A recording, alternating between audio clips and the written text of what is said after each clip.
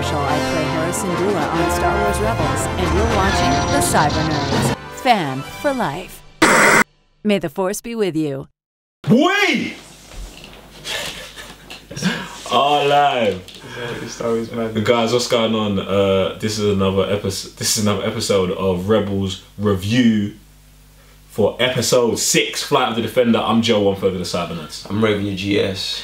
And season 4 continues to be amazing. Do you know what? Yeah, it's like, I know I said that I didn't feel like the first 2 episodes felt like a season opener, but like what I do feel like is every episode we've got is giving us legit, real, hardcore Star Wars stuff. Like I've not been disappointed by any episode. Do you know what I'm saying? Like even the episodes that I thought, like the first two episodes, I didn't feel like there was good season openers. They were still like legit Rebels episodes, and like I don't even know if we're getting into the nitty gritty. We're just getting to that place in Star Wars where they just throw things at you and you're just supposed to figure life out. Like that's where we're at. That's where we're at in this episode. But oh man, I don't know. Negatives. Let's start with negatives. Stormtroopers are dumb. That's not even a negative. That's just standard procedure. Like that's just standard. Like if there's anything that's negative across the whole Star Wars, is Stormtroopers. Listen, no. But I think in this episode, in this one, got a highlight. No. In this episode, we found the 2 dumbest Star Wars stormtroopers in the universe. Like it was them 2 stormtroopers today. We found them. That was the only negative. And guys, it was a joke. You know what I'm saying? Stormtroopers are dumb. We know this. Them are dumb. Cool. But like, where we started? When we started, it's just. Do you know what? Yeah, like I'm just so overwhelmed. Like, just say something, then man, just start. Thrawn, to me, is just like. He's amazing. Like, why is he like that? I wonder. Do you know what I'm saying? Like, obviously, so just a quick synopsis of the episode, but hopefully you've already seen it. If you haven't, pause, go back, watch episode 6, then come back. Exactly. So they go to where they're having a prototype. They're watching the prototype of the flight of the TIE Defender, and they see it. And you know, as it does when you send Ezra and Sabine on a mission, whatever the mission was, it's probably going to escalate 10 times further than that mission, as we always see in season 4 and see in the past. So they go from just trying to recon it to basically stealing, destroying, and everything. But in the midst of this, Thrawn shows up. And there's this one scene that when you write Thrawn in a dictionary, this scene should play next to it. Sabine is flying the TIE Defender and is just dismantling this base with its weapons. It's coming directly at Thrawn. Thrawn pulls out his pistol. His pistol's about this big. And just starts shooting at it. That's Thrawn. That is, I see overwhelming defeat, destruction in my face, but whatever I'm gonna do, I'm defending myself, I'm moving forward. Yeah, Thrawn's a savage. He's just, it doesn't budge. It doesn't budge for anything. It doesn't let anything overwhelm him. You know what he has to do. You know, they have, you know, obviously he comes in to see the prototype, the test. Obviously it gets interrupted, and then everybody's like, oh, we gotta do this, and he's like, no, chill out. Let's see where this takes us. And he's just so calm and collective, and he actually enjoys it because, like, oh, this is an opportunity. Like, Thrawn sees everything as an opportunity, and he just takes advantage of it, and that's why he's been like just kicking their backside every single time. And that's why right now they are winning, simply because they brought in Thrawn into the scenario. So that's just who he is. And you know what, when I saw that, like this weekend at the Comic-Con, I had the opportunity to buy his book, and I was just like, you know what, let me just finish is it Inferno Squad. And then after seeing this, I was like, Raven, man, you're a bozo, bro. You should have got his book. Cause man, he's a bad man. He's a very bad man, like, bro. But like, I'm glad you touched on this is just who he is, because it's like that was a legit scene with him. But then like 10 seconds later, they've got the TIE defender, they've stolen it, and he's like, I came for a test demonstration. All right, you might not be flying it, but let's send our ships after it and just see what happens. And he's like, he knows like there's a green pilot behind the wheel. Yeah. Sees what he does with it. First of all, the TIE defenders are mad. Please have that as a hero ship in Star Wars Battlefront 2. There is 2 scenes they do. Yeah.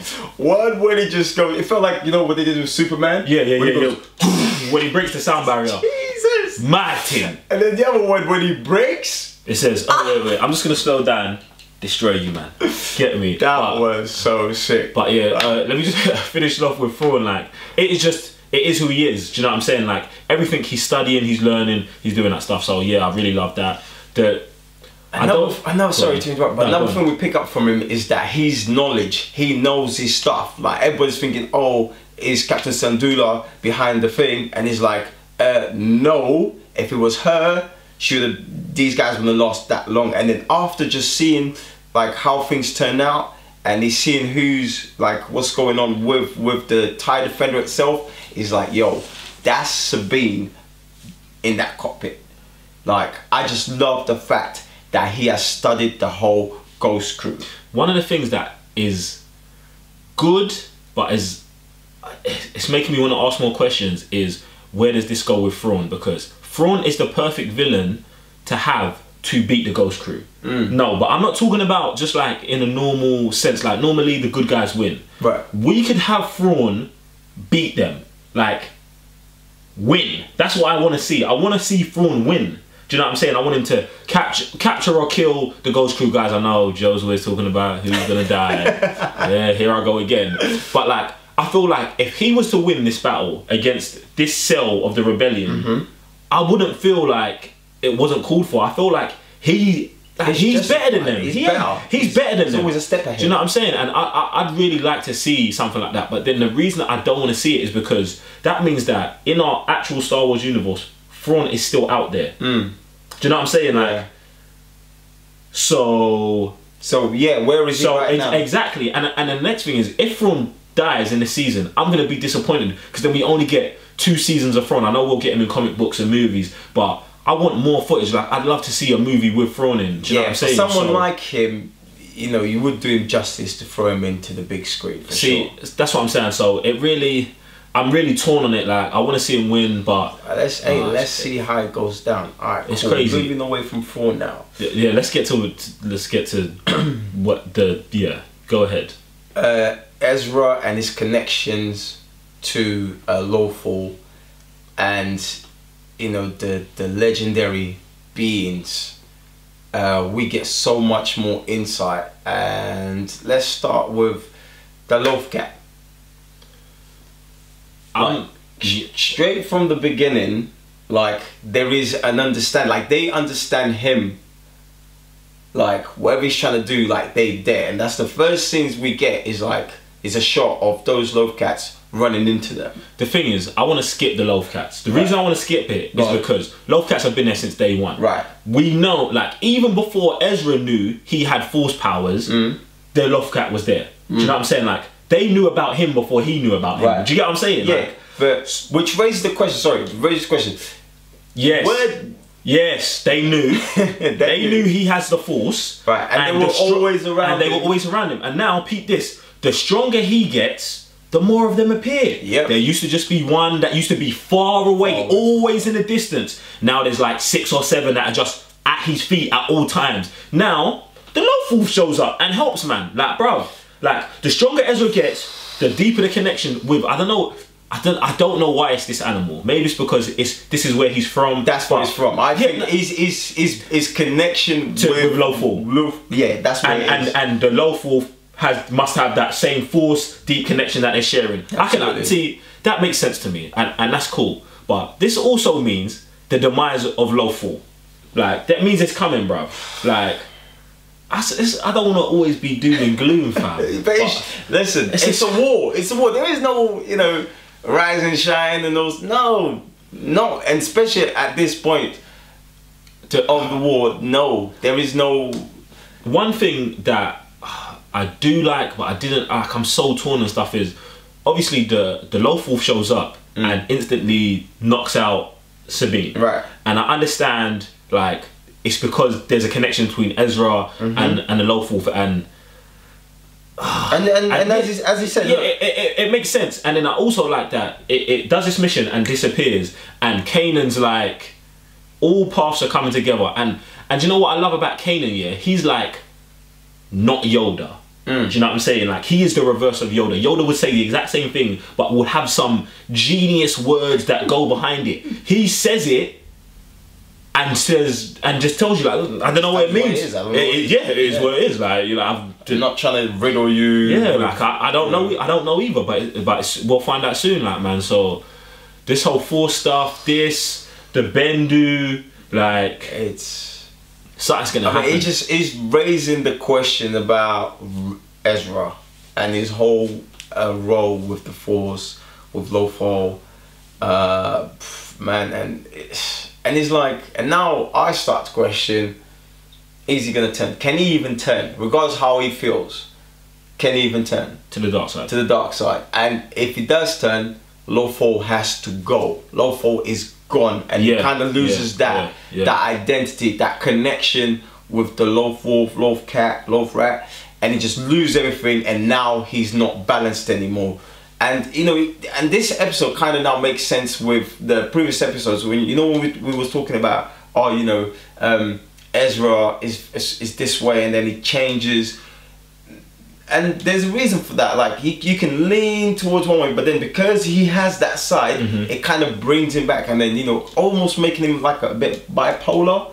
And so now to me that kind of makes sense why he's being like that. And you know, Star Wars, they're very, very smart doing those kind of things, like stuff that won't make sense, but then there was a little thing that it'll connect everything and make it it'll make it make sense. I'm thinking Lothal is gonna get it, not total destruction like Alderaan, R.I.P.